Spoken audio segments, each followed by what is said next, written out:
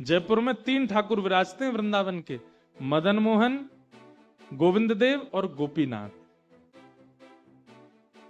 तो राजा की एक पुत्री थी, उसका विवाह हुआ, बड़े धूमधाम से विवाह हुआ। राजस्थान में करौली एक जगह, वहां पर उसका विवाह हुआ।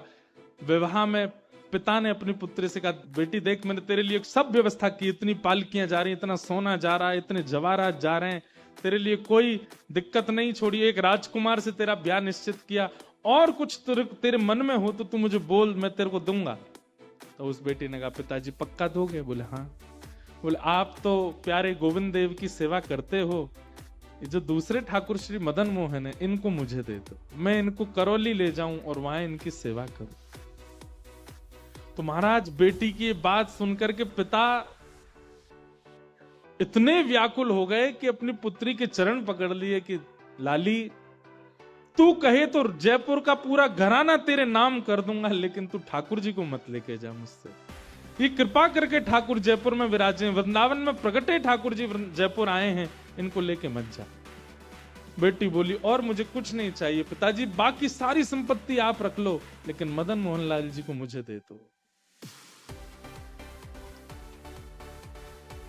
यहां बेटी की हट हो रही है कि मुझे दे दो, पिता लड़ रहे हैं कि नहीं। सबने आके समझाया, बोले आपके पास गोविंद देव जी हैं ना, आप उनकी सेवा में हो। बिटिया कह रही है तो श्री मदन मोहन जी उसके साथ चले। बोले नहीं, मैं तो दोनों की सेवा करूंगा।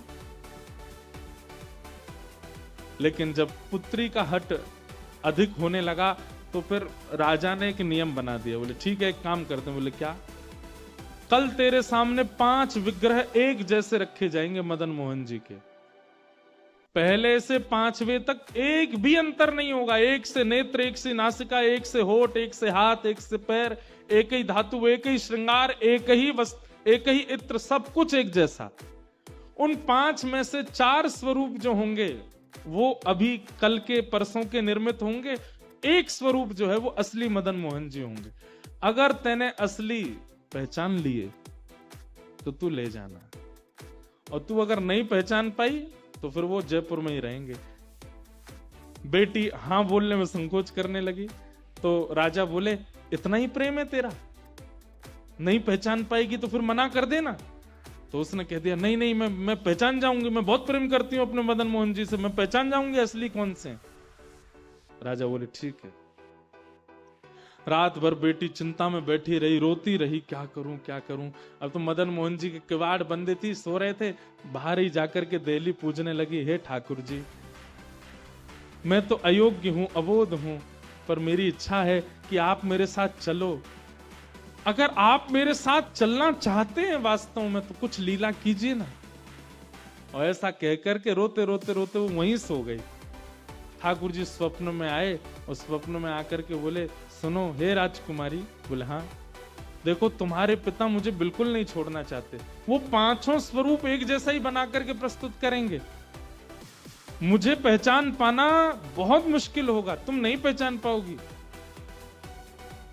राजकुमारी बोली, जय जय, तो फिर मैं क्या करूं? बोले भैया सुनो, तुम ना 5 के हाथ पकड़ के देखना, जिसके हाथ पकड़ने पर उसके एक हाथ की उंगली खड़ी होकर के हिलने लग जाए, समझ जाना वो मैं ही हूं।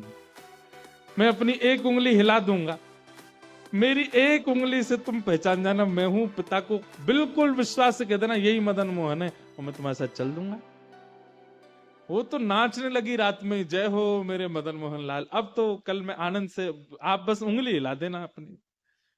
राजा ने कोई कसर नहीं छोड़ी, एक एक अंग बिल्कुल मदन मोहन जी जैसा निर्माण करवाया, और 5 ठाकुर विराजमान कर दिए, और अपनी पुत्री को सामने खड़ा किया। जयपुर के राजघराने के सब लोग खड़े हैं, बड़े बड़े लोग, देखने के लिए कि आज पता चले मदन मोहन जी जाएंगे कि नहीं। और कहा, लाली देखो बताओ कौन से मदन मोहन जी। नेत्रों में पट्टी बांधती थी ताकि स्पर्श से ही पहचान सके, तो पहले मुंह पकड़ती, उसके बाद यहां पकड़ती, हाथ पकड़ती, जैसे ही हस्त कमल पर हाथ घुमाती, उंगली नहीं हिलती, बोलती ये नहीं है। दूसरे पर हाथ करती और हाथ पे ऐसे घुमाती, बोली ये भी नहीं है। तीसरे चौथे सब निकल गए। अब तो वो घबरा गई कि ऐसा तो नहीं मदन मोहन जी उंगली उठा ही नहीं रहे हो, 5वें पर जैसी गई, जैसी जाके देखा, उसने फिर से हाथ देखे, ठाकुर जी ने उठाई नहीं उंगली।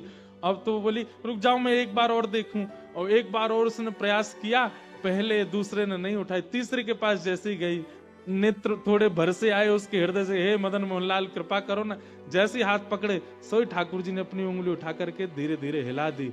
उसने तुरंत ठाकुर जी का हाथ पकड़ के पिताजी के सामने, पिताजी ये हैं मदन मोहन लाल जी।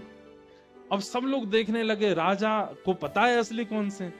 राजा नतमस्तक हो गया, दंडवत हो गया, और दंडवत होकर के बोला पुत्री ने सही चुना, यही है श्री मदन मोहन लाल। महाराज रथ तैयार किया, उसमें मदन मोहन जी को विराजमान किया, और बहुत रोया राजा। पुत्री जाते जाते बोली पिताजी आप रोइए मत, आपने देखा मैं कितना प्रेम करती हूं मदन मोहन जी से, आपने 5 स्वरूप बनवाए फिर भी मैं पहचान गई कौन से हैं मदन मोहन लाल जी। राजा धीमे से बोले सुन, मुझे सब पता है, तूने कैसे पता किया, वो उंगली हिलती हुई मैंने भी देखी थी, लेकिन मैं कष्ट में नहीं रो रहा हूं, मैं तो प्रसन्नता में रो रहा हूं। तू ले जाना चाहती तो मैं कभी नहीं भेजता, पर ठाकुर स्वयं जाना चाहते हैं इसलिए मैं भेजूंगा। Thanks for watching. Like, share and subscribe.